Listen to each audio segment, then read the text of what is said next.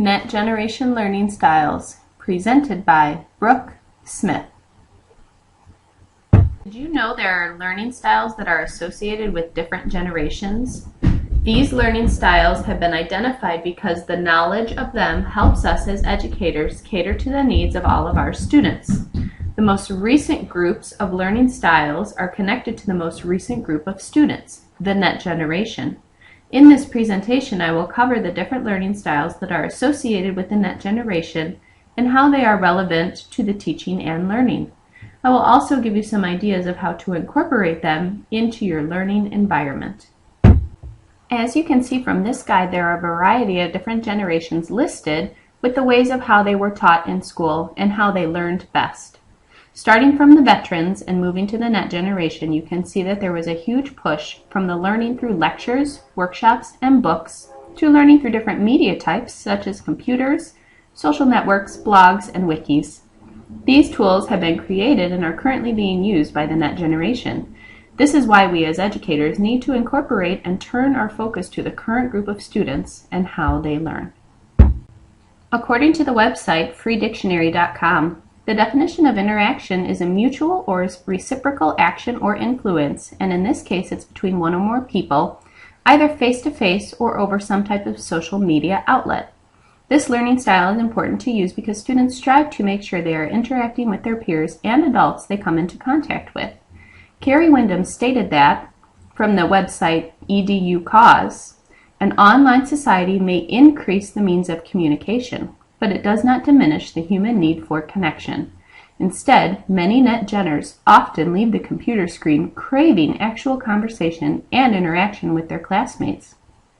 Whether the interaction is with another peer or with another adult, the need for interaction is there, and when the student is positively interacted with, a mutual respect and learning is built.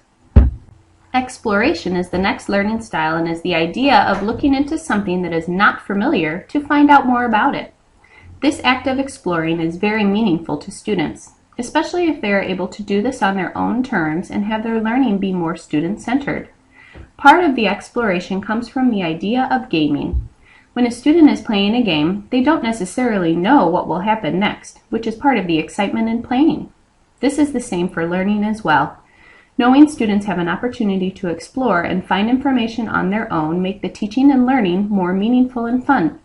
This also has a direct connection to the student's life and their independence.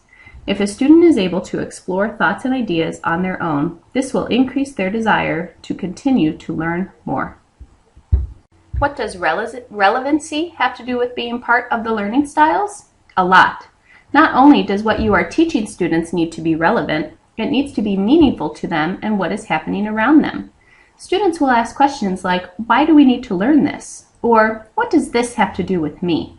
Teachers need to be prepared to answer these questions ahead of time using the idea of the W questions. Who, what, where, when, and why. This will help to connect the idea of relevancy and the subject you are teaching directly to the students. Once students are able to see the relevancy in the topic they are studying, they are more likely to dive deeper into it. Looking into the meaning of multimedia, it's the combined use of several media as sound and full motion video in computer applications. This is an important learning style for the Net Generation because these students are able to work with different types of media at the same time. The Net Generation has grown up with technology and multiple aspects of it. It would be very common to find a Net Genner listening to music while talking on their phone and surfing the web on their laptop. They are able to do this and not think twice about it. According to Skiba and Barton, 2006, as part of this digital literacy, Net Genners are both information and multimedia literate. They have the ability to read visual images and have visual spatial skills. These types of kids are considered to be multitasking professionals because they have grown up with the ideas and they do them on a daily basis. The last learning style is instruction, and perhaps the most important. Instruction is the act or practice of instructing or teaching. I believe it's the biggest idea because of how you teach the information and how you choose to lead your group of students in learning it.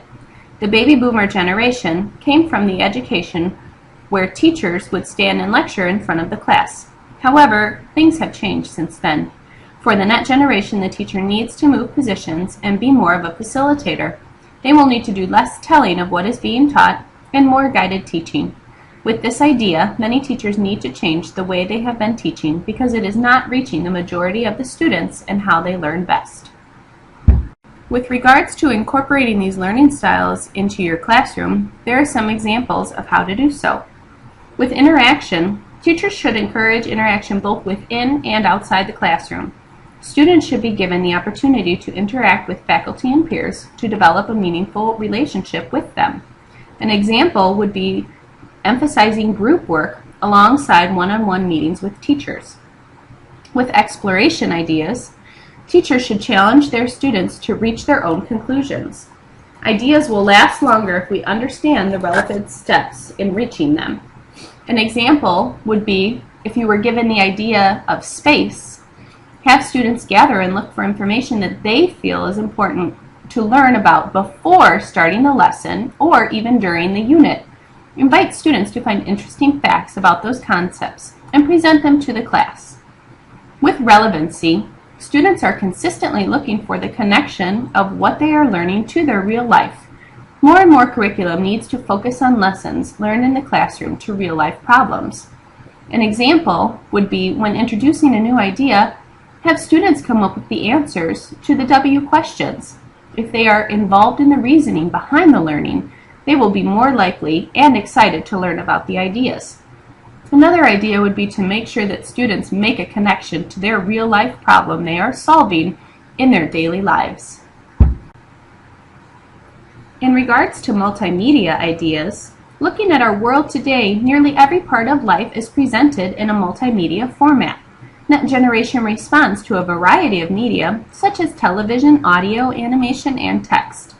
If you were to include this in your classroom, you could start a new lesson about pioneers by start with playing some music from that time period as students are walking into the classroom. Possibly play a video clip and then use photographs online to show key themes and events. With instruction, teachers need to change from the methods of lecturing to guiding students to finding their own answers. Teachers must teach and demonstrate basic research skills such as finding answers in texts, studying for tests, and evaluating primary sources. An example would be if you were given a set of questions to answer, the teacher could take their students to the library and guide them of how to use online encyclopedias and other information in order to find out the answers that are needed. I hope that you've learned as much about learning styles as I have and how to incorporate them into your classroom. The next generation is the current generation that we are teaching to, and we need to make sure that we are reaching all of our students in the classroom setting.